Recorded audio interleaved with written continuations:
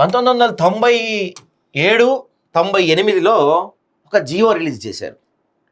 ఆ జియో సారాంశం ఏందయ్యా అంటే 10th క్లాస్ విద్యార్థుల ర్యాంకులు ప్రకటించద్దు, ప్రకటిస్తే వాళ్ళ మీద చట్టపరమైన చర్యలు తీసుకుంటాం అని చెప్పాను.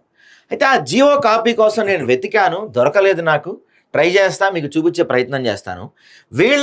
ఎవరైతే ఈ కార్పొరేట్ స్కూల్స్ ఉంటాయో, కార్పొరేట్ యాజమాన్యం ఉంటుందో, వీళ్ళ చెత్త పని ఏంటంటే ఆ జియోలో ర్యాంకులు ప్రకటించద్దు అని ఉందంట.